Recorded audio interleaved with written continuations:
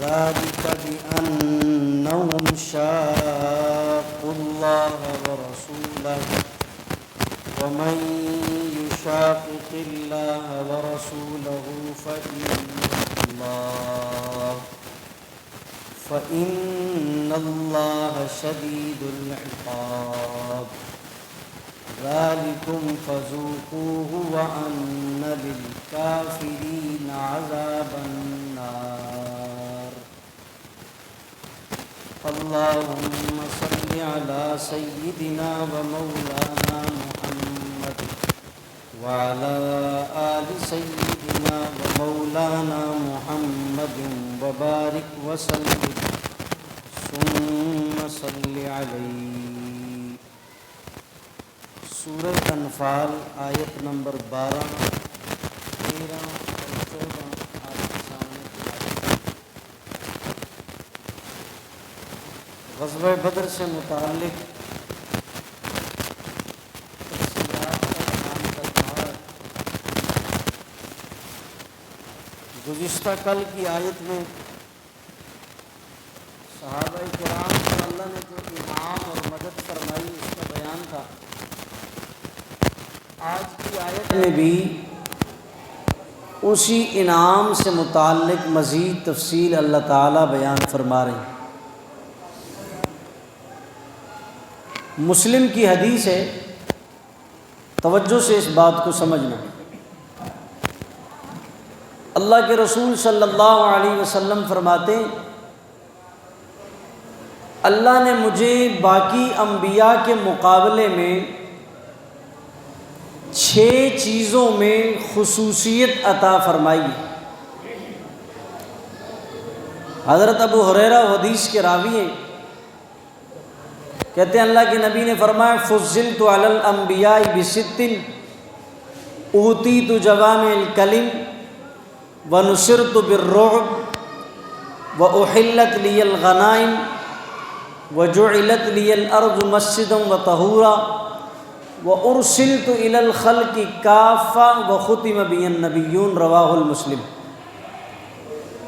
6 چیزوں میں اللہ نے آپ کو باقی انبیاء سے امتیاز عطا فرمایا۔ پہلی چیز جامع الکلم، ایک ہوتا ہے کلمہ، ایک ہوتا ہے جامع الکلمہ۔ باقی انبیاء کو کلمات عطا کیے اور اپنے حبیب کو جوامع الکلم دیے۔ کلمے کا مطلب ہوتا ہے لفظ ایک ہو اور معنی بھی ایک ہو۔ جامع الکلم کا مطلب ہوتا ہے لفظ ایک ہو معنی ہزاروں ہو۔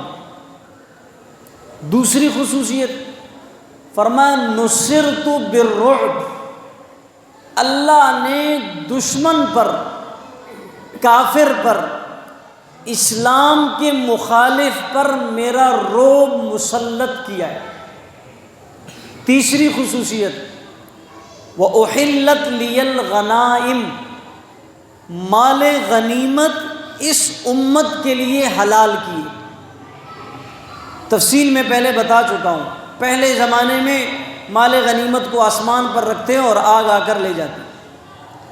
چوتھی خصوصیت جعلت لی الارض مسجدا وطہورا، فرمایا زمین کو میرے لیے پاک کیا گیا اور زمین کو میری امت کے لیے مسجد کی جگہ بنایا گیا۔ کیا معنی؟ باقی جتنے انبیاء گزرے ان کے ہاں عبادت خانے میں شرط تھی، زمین میں ہر جگہ عبادت نہیں کر سکتے تھے، عبادت کو عبادت خانے میں کریں گے۔ عیسائیوں کا گرجا گھر ہے، ہندوؤں کا مندر ہے، الغرض جو بھی ہے۔ اور ان امتوں میں پاکی حاصل کرنے کا ایک ہی رستہ تھا، وہ تھا پانی۔ فرمایا میرے لیے مٹی کو پاک کیا۔ مٹی کو پاک کرنے کا مطلب یہ ہے پانی میسر نہیں ہے تو تیمم کر لو۔ اس سے پہلے جتنے بھی نبی گزرے ہیں کسی کو تیمم کی سہولت نہیں ملی۔ آگے فرمایا وَأُرْسِلْتُ إِلَى الْخَلْقِ كَافَّةً، باقی نبیوں کو ایک علاقے قبیلے، بستی، قوم، محلہ، گاؤں، مخصوص جگہ کا نبی بنا کر بھیجا۔ وَأُرْسِلْتُ إِلَى الْخَلْقِ كَافَّةً، مجھے قیامت تک آنے والے لوگوں کا نبی بنا کر بھیجا۔ اور آگے فرمایا وَخُتِمَ بِيَ النَّبِيُّونَ، اور اللہ نے مجھے آخری نبی بنایا، میرے بعد نبوت کا دروازہ بند۔ یہی تو بات بتاتے ہیں علماء دیوبند، نبوت کا دروازہ بند، یہی بات بتاتے ہیں علماء دیوبند۔ بہرحال یہ حدیث میں بہت ساری خصوص، لیکن اس میں جو ایک چیز ہے وہ اس آیت سے، وہ کیا ہے؟ نصرت بالرعب۔ اللہ کے نبی فرماتے ہیں میرا رعب دشمن پر مسلط ہوا۔ کیا معنی؟ خود آپ نے تشریح کی، فرمایا دشمن 1 مہینے کی مسافت پر ہوتا ہے، اللہ اس کے دل میں صحابہ اور نبی کی جماعت کا رعب مسلط فرما دیتا، یعنی وہ 1 مہینہ ابھی دور ہے مسافت میں، لیکن اس کی کانپیں ادھر ہی ٹانگ رہی ہوتی ہیں کہ پتہ نہیں ساڈا بڑے رہتی، ہاں جا تو رہے ہیں، پتہ نہیں ہمارے ساتھ کریں گے کیا۔ یہ آگے قرآن کی آیت بتا رہی ہے۔ تو یہ اللہ تعالیٰ نے اس آیت میں یہی نقشہ بتایا ہے، فرمایا کہ صحابہ کرام پہلی جنگ، تجربہ کوئی نہیں، پہلے لڑے کوئی نہیں، اور اپنی اسباب کی کمی ساری ذہن میں، اور اس کے باوجود اللہ سے مانگ رہے ہیں، تو اللہ نے فرشتے بھیجے۔ فرشتے کتنے؟ 1000، دوسری آیت میں 3000، اور تیسری آیت میں 5000۔ تو اللہ فرماتے ہیں فرشتوں کا کام کیا تھا؟ ظاہر سی بات ہے فرشتوں کا، یہاں میں آپ کو ایک دلیل دے دوں۔ لوگ کہتے ہیں یہ تبلیغ والے، تبلیغ کہاں سے ثابت ہے؟ تبلیغ کہاں سے ثابت ہے؟ پہلے اس پر میں نے بہت ساری باتیں سنائی ہیں کہ غار ثور پر جب میرے آقا صدیق اکبر کے دروازے پر پہنچے تو اللہ کے نبی نے کہا صدیق چلنا ہے، حکم آیا ہے نکلنے کا۔ کس کا؟ تو میں اپنے ذوق میں کہتا ہوں صدیق نے پوچھا ہوگا یا رسول اللہ صرف نکلنا ہے یا رخ بھی ملا ہے؟ تو اللہ کے نبی نے فرمایا صدیق رخ بھی ملا ہے، رخ بھی۔ تو اگلے جملہ بھی سنو کہ یا رسول اللہ جماعت کتنے عرصے کی ہے؟ فرمایا سروزہ لگانا ہے۔ کیا کرنا ہے؟ سروزہ لگانا ہے۔ اور جو تبلیغ والے کہتے ہیں نا اللہ تمہارے ساتھ ہے، سب کچھ کون کرتا ہے، وہاں بھی وہی جملہ تھا اور یہاں بھی یہی جملہ آ رہا ہے۔ تو وہی فرشتوں کی جماعت آ گئی۔ اللہ کرنا کیا ہے؟ اللہ کرنا کیا ہے؟ تو اللہ فرماتے ہیں فرشتوں کے ذمے کام یہ تھا ایمان والوں کی تسلی اور ان کے حوصلوں کو بڑھانا، ایمان والوں کو تسلی۔ فرمایا فرشتوں کا کام یہ تھا انی معکم فثبتوا الذین آمنوا، منگا تاسو سراؤں اسی تواڈے نال، پریشانی دی لوڑ کوئی نہیں، ادھر ادھر ماریں گے یاد کریں گے، آگے قرآن کی آیت کہہ رہی ہے۔ تو فرشتوں کو اللہ تعالیٰ نے کام ذمہ لگایا۔ پہلا کام یہ تھا ایمان والوں کی تسلی، حوصلہ بندی، ان کے جذبات بڑھانا کہ بھئی پریشان ہونے کی ضرورت نہیں ہے۔ جماعت جاتی ہے نا بعض دفعہ علاقوں میں تو پرانے ساتھی مسجد میں نہیں ہوتے، غائب ہوتے ہیں، تو وہ تبلیغ والے ان پرانوں کو جمع کر کے جوڑ کر کہتے ہیں بھئی پریشان ہونے کی ضرورت نہیں ہے، ہم کوئی نئی بات کرنے نہیں آئے، ہم تو صرف آپ کو جوڑنے کے لیے آئے، کوئی نئی بات کرنے کے لیے نہیں ہے۔ فرشتے کہتے ہیں بھائی پریشان نہیں ہونا، انی معکم، ہم تمہارے ساتھ ہیں۔ یہاں ایک بات میرے ذہن میں ہے، عموماً ہمارے یہاں لوگ مریض کی عیادت کے لیے جاتے ہیں۔ کس کی؟ مریض کو دیکھنے کے لیے۔ ابھی ایک تفصیلی موضوع ہے، مریض کو دیکھنے جاتے ہیں نا تو مریض بیچارہ بیمار ہے، بستر پہ پڑا ہوا ہے، تو 2 باتیں، ایک تو یہ ہے کہ آپ گئے کس لیے، اس کو مریض بنانے یا اس کو حوصلہ دینے۔ ہمارے ہاں کیا ہوتا ہے، او ہو بس اتنا کمزور ہو گیا، لگتا ہے اسرائیل رستے چے، حضرت اسرائیل رستے میں، تیری تے FIR پکی کٹی ہے، کچے کاماں دا کام نہیں ہے، پکا تیرا کام ہو گیا۔ یہ کوئی اتنا کمزور کمزور ہو گیا ہوں، بس مرا نہیں ابھی تک. او ہو، ہم تو سمجھے تھے مرنے والا ہے. کوئی باتیں. اللہ کے نبی پتہ ہی کیا دعا سمجھا رہے ہیں؟ مریض کی عیادت کی دعا آپ کو تو آتی ہوگی، ویسے یاد دہانی کے لیے کہتا ہوں. فرمایا جب اس کے پاس جاؤ نا تو اس کو کہو لا بأس. او ہو، پریشانی کوئی نہیں. لا بأس، ٹینشن نہیں لینی، پریشان نہیں ہونا. لا بأس، یہ تو یار بیماری ہے. کائنات میں کتنے لوگ تم سے پہلے بیمار ہوئے، یہ تو مختصر سا عرصہ ہے، تھوڑا بہت اللہ اپنی طرف متوجہ کرتے ہیں. لا بأس، پریشان نہیں ہونا. یہ پتہ ہے کیوں آئی ہیں؟ طہور انشاءاللہ، تیرے گناہ بھی تو معاف ہو رہے ہیں. یہ حوصلہ ہے بھئی، پریشان نہیں ہونا. وہ آگے سے پہلے سے کافی بہتر ہو، ورنہ آپ نے اس کو جاتی کہ نا او ہو حالی تک ٹریا نہیں، او ہو بس ڈاکٹر نے کیا کہا ہے، بچنا ممکن نہیں ہے نا. اوئے ہوئے ہوئے ہوئے، یہ کوئی باتیں کرنے کی عموماً. اور دوسری بات، مریض کے گلے پڑ جاتے ہیں جا کر، جیسے پارک میں آئے ہوئے تفریح کرنے کے لیے. مریض کے پاس آدمی جاتا ہے، عیادت کی، حال احوال معلوم کیا، انشاءاللہ اللہ آپ کو ٹھیک کرے گا، پریشان نہیں ہونا، دعا کر کے واپس آ گئے.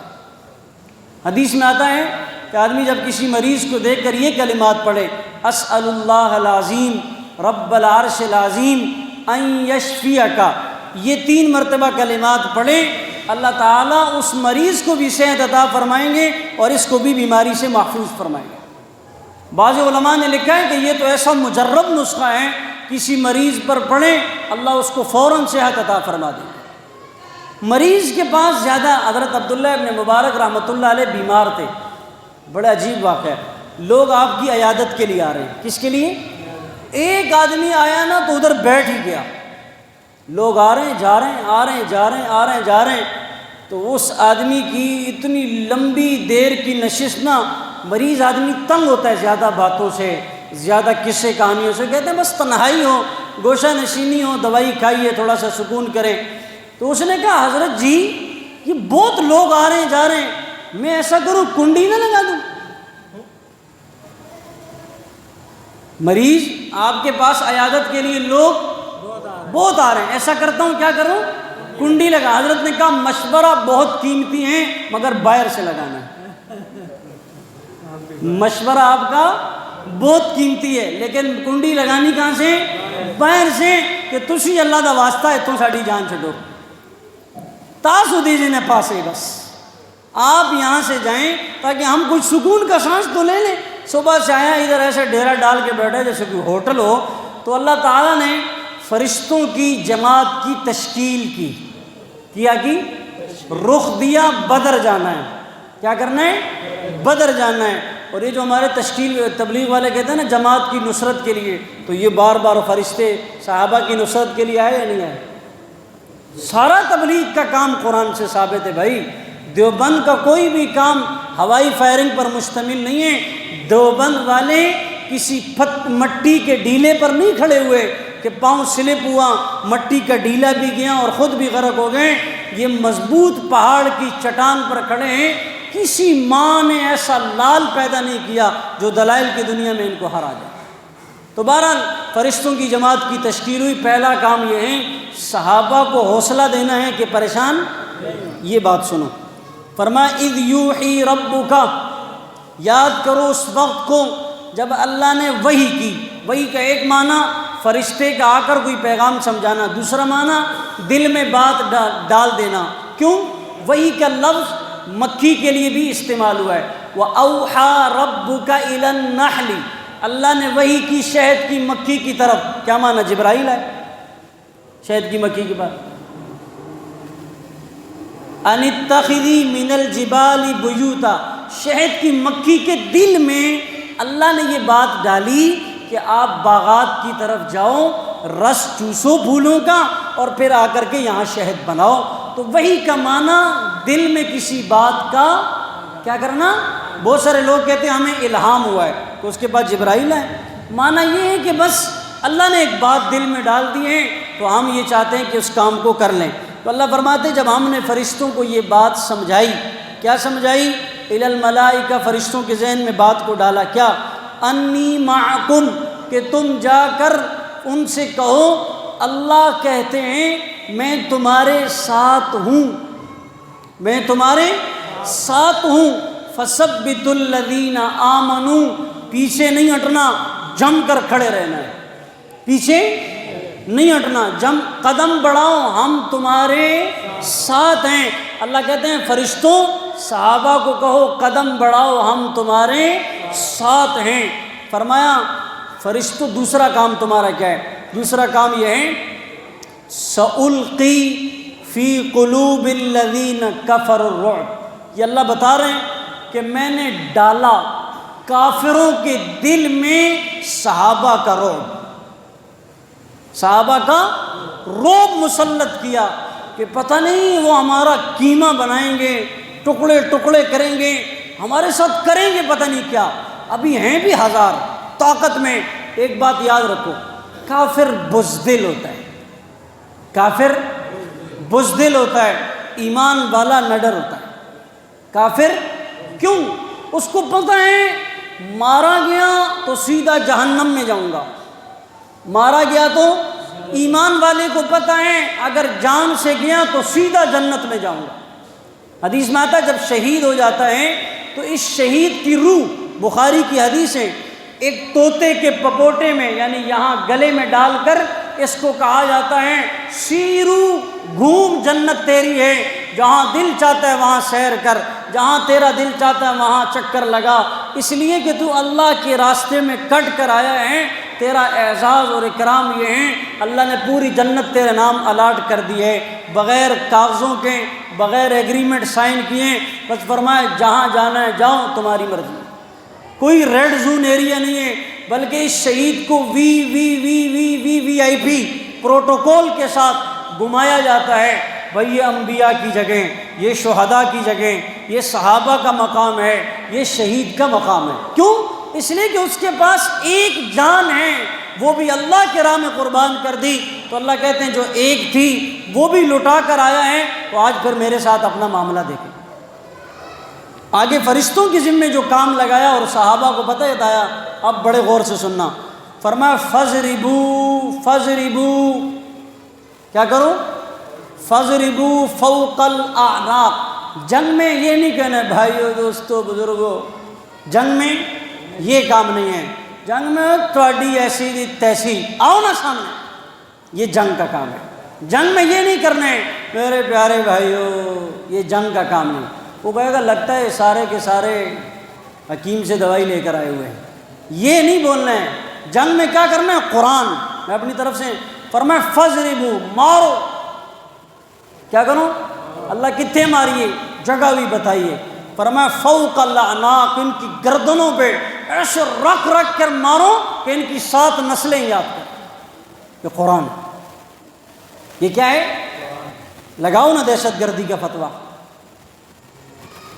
لگاؤ نا تخریب کاری کا فتویٰ۔ دوسرا کیا فرمایا؟ وَضْرِبُوا مِنْهُمْ، ان کے جو من بنان کہتے ہیں عربی میں پوروں کو، کس کو؟